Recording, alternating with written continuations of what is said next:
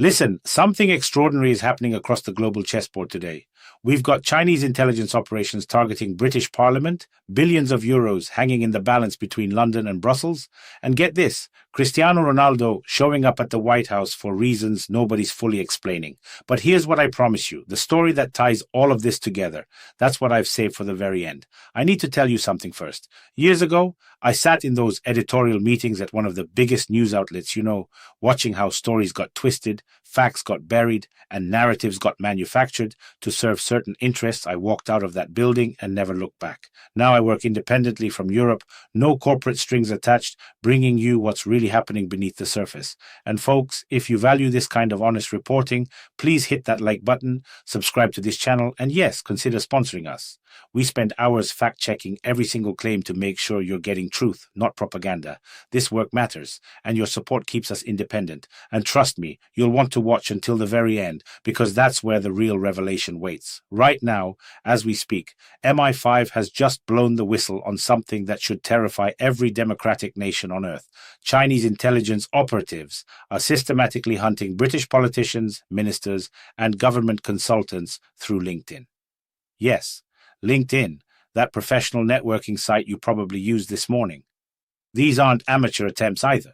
We're talking about sophisticated recruitment operations where agents pose as legitimate business representatives, offering partnerships and exchanges that are actually intelligence traps designed to compromise Western democratic institutions. Think about this for a moment.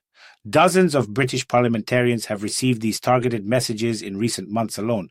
The Chinese embassy in London calls it pure fiction, but MI5 doesn't issue warnings like this unless they have rock-solid evidence the British government is now scrambling to implement total digital control measures over parliamentary communications.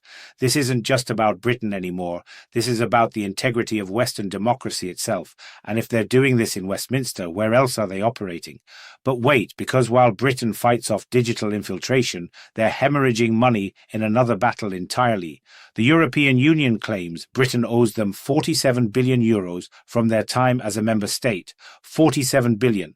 Britain says absolutely not. The number should be far lower. France is playing hardball, threatening to freeze joint projects unless London pays up for European development funds. Germany and the Netherlands are trying to mediate, but the negotiations are drowning in mistrust and old grievances. This isn't just about money. It's about whether Britain and Europe can ever truly reset their relationship after Brexit. Every billion disputed here determines the future of trade, politics, and cooperation across the English Channel. And here's where it gets even more complex. While fighting on these fronts, Britain is trying to maintain its climate leadership position ahead of COP30 in Brazil. They're promising an 81% reduction in greenhouse gas emissions by 2035, complete climate neutrality by 2050. Ambitious? Absolutely. Achievable? Experts are deeply skeptical. The country is experiencing internal chaos, political instability, and now they're supposed to lead the world on climate action? The disconnect between promises and reality couldn't be more stark. Meanwhile, in Ireland, Pascal Donohoe, their finance minister and leader of the Eurogroup, just dropped a political bombshell. He's leaving to become managing director at the World Bank, the second most powerful position in that institution. This isn't just a career move. This is a seismic shift in European power dynamics. Irish influence in Brussels is transforming, and Europe faces yet another crossroads about its future direction.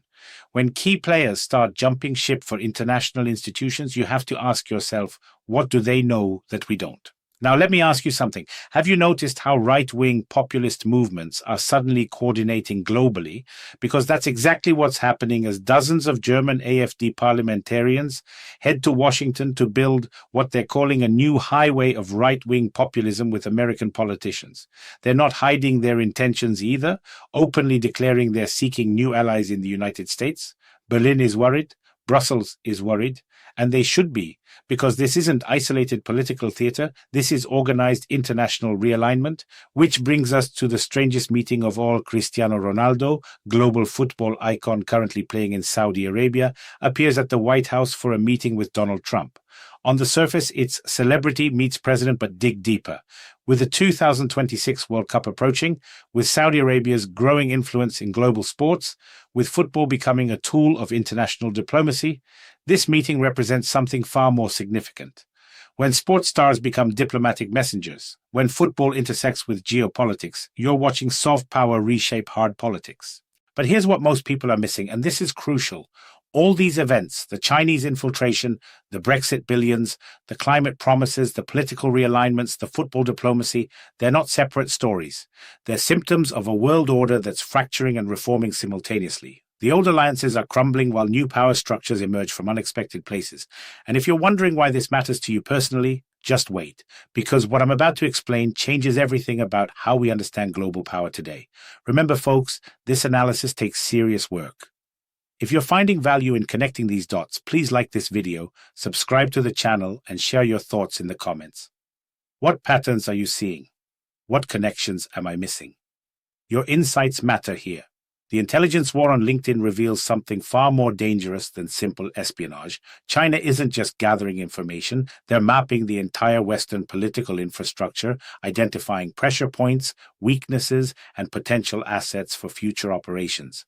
When hostile powers can reach directly into the personal professional networks of democratic leaders, traditional security measures become obsolete. Britain's response, implementing total digital surveillance of parliamentary communications, creates its own dangers. You're watching democracies forced to adopt authoritarian measures to defend against authoritarian threats. The cure might be as dangerous as the disease. That €47 billion dispute with Europe? It's not really about money at all. It's about proving whether post-Brexit Britain can stand as an equal partner or will forever be treated as a departing tenant who owes back rent. France's hardline stance, threatening to freeze projects, sends a clear message that Europe won't forget or forgive easily. But here's the twist nobody's discussing. If these negotiations fail, if trust completely collapses, we could see the emergence of two competing Western blocs, one Anglo-American, one continental European, at precisely the moment when Western unity is most crucial against rising Eastern powers. The climate promises for COP30 expose an even deeper contradiction. Britain claims leadership while its own house burns with internal crisis. 81% emission reduction sounds impressive until you realize they lack the political stability, financial resources, and public support to achieve it. This isn't just British hypocrisy, it's symptomatic of Western nations making grand environmental promises while their political and economic foundations crumble.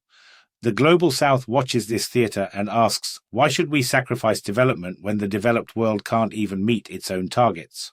Pascal Donohoe's departure to the World Bank signals something veteran observers recognize but rarely discuss openly. When finance ministers start fleeing to international institutions, they're seeing something coming that they want no part of. The Eurozone faces massive challenges ahead: debt crises, political fragmentation, potential new financial shocks. Donohoe isn't just changing jobs, he's potentially abandoning a sinking ship for a lifeboat. His move suggests insiders know the European project faces existential challenges that public statements carefully avoid mentioning. The AfD delegation to Washington represents the internationalization of what was once domestic extremism. German far-right politicians openly coordinating with American counterparts creates a transatlantic alliance of nationalist movements. This isn't spontaneous grassroots activism, it's organized, funded, and strategically planned. They're building parallel diplomatic channels, creating shadow foreign policies, establishing networks that bypass traditional democratic institutions. When extremist movements start conducting their own foreign policy, nation-states lose their monopoly on international relations. And then we have Ronaldo meeting Trump, which on its surface seems like celebrity spectacle, but actually demonstrates how completely traditional diplomacy has been replaced by brand politics. Saudi Arabia, where Ronaldo plays, uses football as a primary tool of international influence. The 2026 World Cup becomes a stage for competing powers to demonstrate soft power dominance. When football stars become diplomatic actors, when sports leagues become foreign policy instruments, we're witnessing the complete transformation of how international relations actually function in the 21st century. Here's what connects everything, and this is what changes your understanding of current events. We're not watching isolated incidents or random chaos. We're witnessing the systematic deconstruction of the post-World War II order and the chaotic emergence of something entirely new: Chinese digital infiltration, European financial warfare, climate policy theater, political realignments, celebrity diplomacy. These are all symptoms of a global system in terminal decline. The institutions we trusted, the alliances we assumed were permanent, the rules we thought governed international behavior, they're all dissolving simultaneously. The question isn't whether this old order will survive, it won't. The question is what replaces it, and whether that replacement happens through managed transition or catastrophic collapse. Every story today points toward acceleration, not stabilization.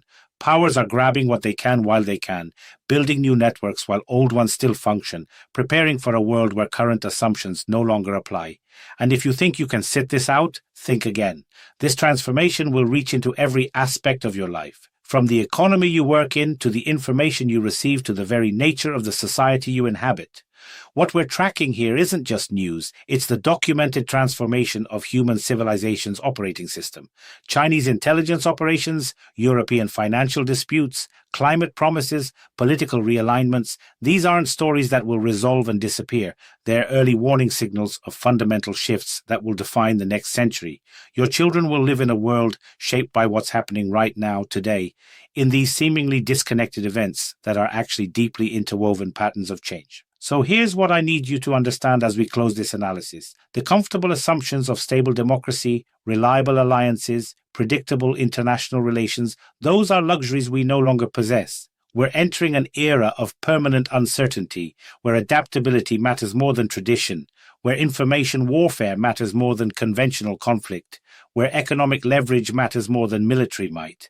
The powers that recognize this shift and adapt quickly will dominate. Those that cling to old models will be swept aside. This is why independent analysis matters more than ever. When mainstream media gives you scattered headlines, we're showing you the patterns.